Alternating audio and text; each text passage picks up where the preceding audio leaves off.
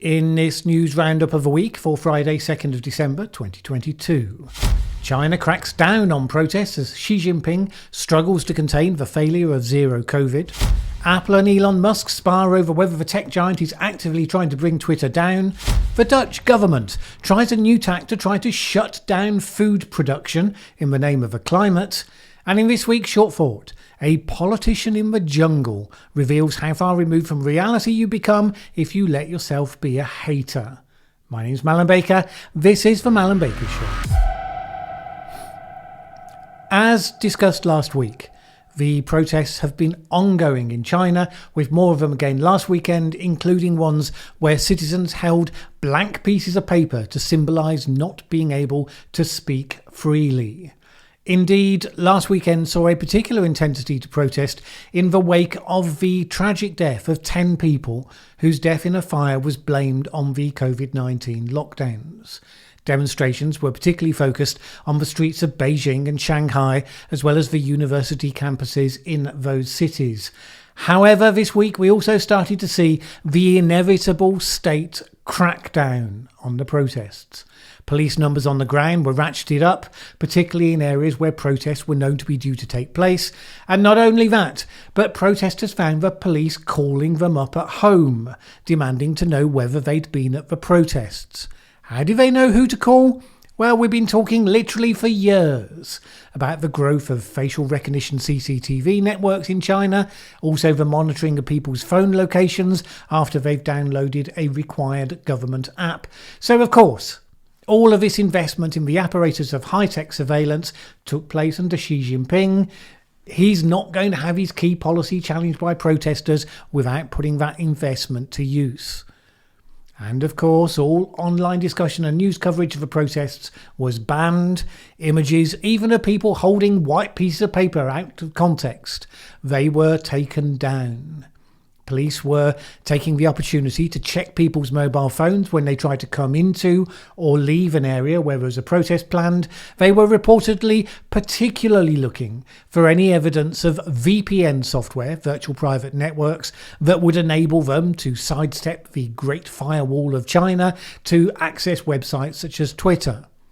Also, other encrypted communications programs such as Telegram, which are also banned in China. And although some Western commentators have been getting overly excited at the thought that maybe people are about to rise up and bring Xi Jinping's regime crashing down, it's not really on the cards. The coercive capabilities of the state are too large, too well developed to crumble at the first sign of resistance, however much might be backed up by foreign wishful thinking. And the timing isn't optimal.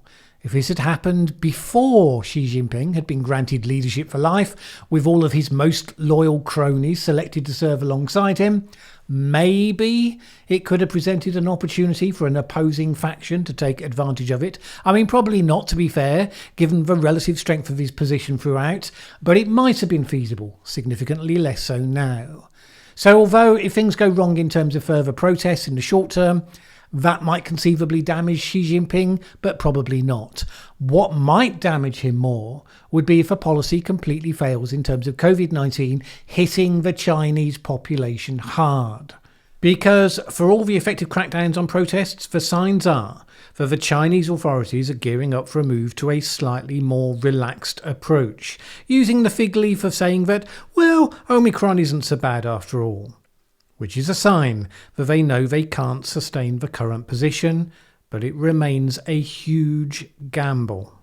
As I said last week, China's most vulnerable population, the over 80s, are mostly not vaccinated, so it's dry tinder for this fire to get hold of if it gets going. Now, one or two commenters expressed their fashionable scepticism of such a scenario in the comments last week, but the real-world example of how it could go wrong was demonstrated by Hong Kong last year. Towards the end of February, Hong Kong was in the same happy club that China still is today. Tiny death toll from COVID, just 1% of the UK's on a per capita basis. But then Omicron came along and overwhelmed its defences. A fortnight later, total deaths were 20 times higher. In 2 weeks of total mayhem, it had more deaths per capita than countries like Singapore, Thailand or Australia or Vietnam did in the entire pandemic. And it has now caught up with many European countries, although not the worst performers. It's seen around 50% as many deaths per million as the UK, rather than that 1% it started with. That, bear in mind, was with the Omicron variant, the less deadly variant, remember? But Hong Kong was like China. It had many elderly people who refused to get vaccinated because they simply didn't trust their government. Well, obviously, there are some good reasons why they might not trust that government, but it didn't work out well for them in this case. Now, if you're Xi Jinping, you'll be asking yourself, if that was replicated across mainland China, how many people would die in the carnage that followed? Well, Hong Kong has had 1,400 people per million die from COVID, nearly all since that catastrophic failure last year. China currently has 4. An official death toll of just 6,000. China's population is 1.4 billion people. So if it went relatively quickly from where it is today to where Hong Kong is, that would involve the death of just under 2 million people. And bear in mind, not everything is equal. Hong Kong did have some presence of the Western vaccines that are more effective. The ones used on the mainland are exclusively the homegrown ones that are significantly less resistant to the virus. Now, might 2 million people dying on your watch because of a failure of a policy that bears your personal imprints, might that bring you down? Well, maybe. I mean, Chairman Mao survived the death of up to 40 million from the famine that he caused, but the world, including China, has changed quite a bit since then. I'm generally happy when autocratic regimes fall, because they are generally terrible, but I think I would hope on behalf of the Chinese people that such a moment, when it eventually comes, won't have to be at the cost of that many lives. Meanwhile, the cost of zero COVID continues to make itself felt, both for the Chinese economy as well as its people, and also those who are exposed to it. Apple, for instance, has found that one of its major production centres for the latest iPhones very much at the centre of lockdown events, and it's finding that it's now turning into a major disruption. This vulnerability has been emphasised even more by the reports that, as protests have continued in China, Apple significantly limited its AirDrop feature in the country, which was one of the few tech services that enabled sharing in a way that wasn't possible for the authorities to track. The companies claim that it was simply trialling this restriction out as an anti-spam measure to be rolled out worldwide, not given huge credence given the timings. That quiet compliance with authority crackdowns on the sharing of information that the government doesn't approve of, it's a symptom of a corporation caught, in that case, in a trap of its own devising. How much you'll be feeling for them on that score very much depends right now on where you're positioned in the current culture wars, within which Apple has suddenly found itself thrown in the deep end. Potentially, ironically, in the cause of cracking down on the sharing of information that in this case the US government doesn't approve of, only this time via people saying stuff on Twitter. Musk suggested earlier this week that Apple had hinted it might pull Twitter from the App Store, as it did a while ago for the right-wing social media sites Parler and Gab. But Musk said Apple had refused to tell him what grounds they would use to do so, which kind of goes to the heart of the most frustrating abusive behaviour by the tech giants that we've seen over recent years, including Twitter before Musk. Pulling content, giving no information as to why. If you can pull in some big guns to make a noise on your behalf, you might get a reinstatement and apology. If not, well, too bad. Now, Apple has generally not been at the sharp end of all of that because their business model isn't the same as the social media giants. They don't sell your data for advertising, they sell you stuff, phones and computers and stuff. So they've been quick to realise that defending their customers' privacy against the social media giants was actually a good positioning for them to take, and since they're not a content network, they haven't had to do a lot of the fine-tuned content moderation policy stuff, except for one aspect. The fact that they control access to the App Store. If you want your app to appear on any iPhones whatsoever, it has to be seen by Apple as being suitable. And it's this exclusive control of the iPhone app universe, at some considerable cost to app creators by the way, that has become very controversial with lawmakers in recent years due to its monopolistic overtones. So if Apple is now going to pick a fight with the highly combative Elon Musk on that specific territory, well, you can see why he has chosen very quickly to go on the offensive. Now look, generally you wouldn't do that if you were in Twitter's position. Twitter's status and ability to make income at all is hugely dependent on being on Apple's platform. Most chief executives of a company in that position will politely inquire how high they want him to jump. Obviously, that's not how Musk has been doing business, for better or for worse. But given that this has now fallen into the heart of the culture wars, Apple can expect its weaknesses to be tested rather vigorously, should they decide to get aggressively involved. And this point was rather highlighted when likely 2024 presidential contender Ron DeSantis pitched in, saying this: if Apple responds to that by nuking them from the App Store, I think that would be a huge mistake. And it would be a really raw exercise of monopolistic power that would merit a response from the United States Congress. I mean, it's not obvious what objective grounds Apple would have. There's a lot of chatter in influential circles about Musk's changes, but Apple currently hosts Trump's Truth Social app, as well as Parler and Getter. So what's Twitter currently doing that's different to any of those? I mean, objectively, maybe there's something. I would have thought we'd have heard all about it if there was. But that's the advantage of not explaining when you ban stuff, isn't it? Nobody can tell you how inconsistent you're being in how you're applying your own rules. The disadvantage, of course, is that you give an obvious target. So Musk tweeted that Apple should publish all censorship actions it has taken against its customers, he said. Having positioned itself as the champion of its customers' privacy, don't underestimate the damage it could sustain if that element of trust gets undermined by this particular spat. Which may well be why, within a very short time of the spat going public, Musk was having a one-to-one meeting with Apple chief executive Tim Cook, and all, quote, misunderstandings were declared as resolved. Now Musk is saying that Cook had said that Apple was never considering pulling Twitter from the App Store.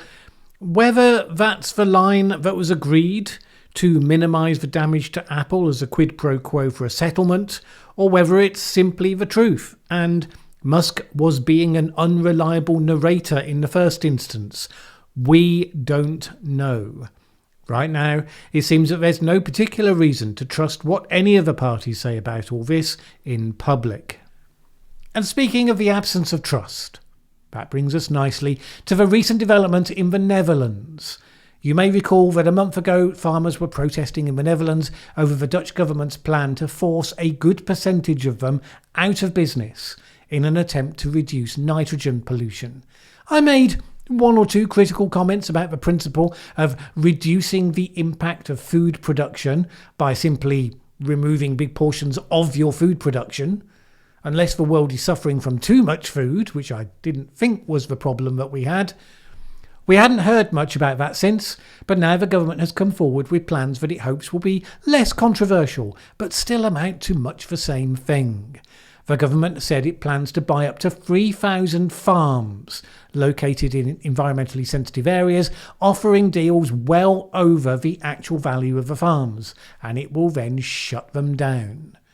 The actual amount to be offered hasn't been released at the time of shooting this, but an earlier leaked figure suggested rates of around 120% of their supposed value. Now, the hope is obviously that farmers who see the writing on the wall will voluntarily embrace the over-the-odds offer as better than anything else they're likely to get. And in that way, there'll be enough farmers taking the deal that the government can achieve its goals without forcing compulsory purchases or finding other ways to drive them out of business. If insufficient volunteers come forward, then we may well be back to square one. The compulsory purchase option is still there, which presumably would then revive the protests and we're back there. It remains for me a counterintuitive programme at best. The world knows that it has a challenge to produce food for the still growing, albeit more slowly, world population. It also has to reduce the environmental impact of that food production. And work is ongoing to find ways to do that with all the various different foodstuffs, to seek to reduce your contribution to pollution simply by stopping producing the food. That seems to me to be the product, once again, of single variable thinking, which bedevils so much of our policy making. No, the challenge isn't to reduce pollution. The challenge is to reduce pollution while producing the food. No, the challenge isn't to reduce CO2 emissions. It's to reduce emissions while keeping people warm, allowing the economy to thrive and all of the rest of it. This doesn't strike me as a difficult conceptual position. Not long ago, it would be taken as too obvious to bother saying out loud, but that is no longer the world we live in, apparently. Part of the problem is that this is being done to comply with short-term EU rules. Bureaucrats setting targets while living well distant from where the effects of their policies will be felt. They are replicating some of the worst aspects of an authoritarian system. It seems unlikely that the current move will immediately resolve the issue to all farmers' satisfaction, so we will have to see how it's going to continue to unfold. In the meantime, opponents of the goal of net zero, because net zero is a policy objective, remember, not a policy in itself, they are understandably pointing to what's happening in the Netherlands and labelling it as the inevitable consequence of net zero policies. Right now, I have seen no advocates of net zero, none, who have pointed to the events in the Netherlands to dissociate the approach of the Dutch government from how they think the goal should best be achieved. So they very much cede ownership of the point to their opponents, as campaigners so often do when they prefer to stay silent about the dumb things done on their own side for fear of undermining their campaign. It's rather been fun noting the progress of former Health Secretary Matt Hancock through the rounds of a reality TV programme, I'm a Celebrity, Get Me Out of Here. For non-British viewers, it's a programme where a dozen or so celebrities get to live in a camp in the Australian jungle, get to do bush tucker trials where they have to find stars amidst hosts of critters, or they have to eat some of the most disgusting things you can find in the bush, such as witchetty grubs and the like. The public votes initially for who gets to do the trials, and then latterly who they want to keep in the competition, as one by one the campmates get evicted. Mostly it's a programme that sees sports people do relatively well, showbiz celebrities usually let themselves down, politicians are well advised to steer clear of. This time, however, Matt Hancock MP went in. He was the Health Secretary through COVID, who was blamed by the left for bringing in lockdown too late and hence killing Granny, and blamed by the right for bringing in lockdown at all. He was forced to resign from the office when a leaked security camera reel showed he was having an affair with his assistant, which managed to hit the tabloid newspaper front pages. And this was a time when you weren't supposed to be getting that close with any people who were not in your own household due to his own lockdown rules. And I'd heard various politically connected commentators say that actually when you got to know him personally, he's a very positive, upbeat, kind of a nice guy. So he went into the jungle. Cue the frothing at the mouth and much fire and thunder on particularly left-wing Twitter. And most expected he would be the first to be evicted. And he was certainly initially voted to do every trial. And you know what? He did them pretty well. He just turned out to be good at them, and he didn't bitch or complain about being asked to do them. He was there, gamely eating anus from some animal, kangaroo testicles, whatever it was, going into rooms filled with snakes and cockroaches and the like, which clearly holds no fear for a man who spent most of his time in the House of Commons. And that was enough for viewers, I guess, to begin to warm to him. And it turned out he was not the first to get voted out after all. Not the second, nor the third. In fact, he made it all the way to the final three. That fact alone has been winding up all these politicos more and more day by day. So very typical tweets included, I'm still trying to understand how so many people have forgotten the pain and the suffering that was sprinkled across the country at the hands of Matt Hancock and his posse. Third place, mind blown.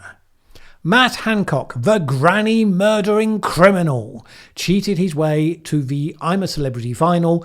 All of you who enabled the normalisation of a criminal by watching this programme should feel ashamed. He played you. You're all idiots. You get the general idea. There were many, many similar ones. Now, what do these people have in common? They see the world through a frame that was never going to let them even consider that their perceptions of someone might be wrong, so they should be open to new information. The phrase haters is thrown around a lot, but in this case it's kind of apt. For reasons that might well be highly understandable, they have become haters. And some of them are understandable. Look, I saw several people saying, he killed my granny. If it hadn't been for X policy at this time, she wouldn't have died. This is the worst thing about being a politician, of course. Matt Hancock didn't kill anyone's granny. COVID-19 is a virus. Sometimes people catch viruses and die. Whether one policy was in place or another, we don't know how much difference it would have made. And no, government policy wasn't perfect. Very easy to see in retrospect. And if you believe that the world will be a perfect one where your loved ones will never die from diseases, so long as politicians are perfect, then I'm afraid you're going to end up as a hater at some point, because you're making demands that can't be met. Not by normal human beings. Maybe when artificial intelligence takes over. Who knows? I think, personally, the policies we followed were misguided, as I made clear at several points here. But I can believe that and still accept the evidence from before this reality TV show, by the way, that Matt Hancock is a perfectly nice guy who did the best job that he could at a time when there was a lot of fear and panic and a lot of mistakes were made. I do believe that there should be some serious grown-up accountability for the mistakes that were made. Absolutely. That's not the same as demonising an individual in the juvenile black and white way that we see from the Hancock haters.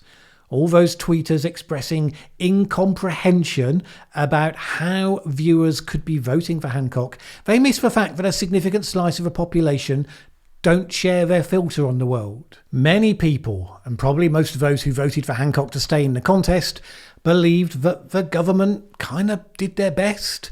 They might agree that they made a bit of a mess of it, but they'll say it's time to move on. Now that's only incomprehensible if you're so deeply dug into the hater's trench that you can't imagine that anyone sees it different to yourself. Whenever you see something happening in the real world, like people voting for Matt Hancock, that you find baffling and unbelievable, ask yourself whether it might be that you're projecting your own frame onto a situation that may simply not match those other people's frame. The genuine haters will decide that the world is wrong and they are right. The rest of us should always consider that when things don't look the way that we expected, well, it was probably our expectations that were at fault, not reality. Now, don't get me wrong, we may still think that our perspective is correct, and you can judge Hancock however you want to, but we shouldn't be so arrogant as to believe it's the only one that reasonable people could ever hold. All right. Slightly shorter episode than usual this week, as I flagged last time, since I spent the last couple of days in London. Back to normal, whatever that is, next week. In the meantime, my thanks to the Patreon supporters without whom it would be impossible to spend the time that I do making these videos, and it would be impossible for this channel to exist at all. If you would like to add your support for the independent, fact-focused, non-ideological content I aim to produce here, please head on over to patreon.com/Mallen Baker. It is always appreciated. Either way, have a great week. My name is Mallen Baker. This is the Mallen Baker Show. Thanks for watching this video. If you liked it, please share with anyone else you think would also enjoy it. Word of mouth is really important to us. And if you've not subscribed yet, what are you waiting for? As the saying goes, that subscribe button won't smash itself.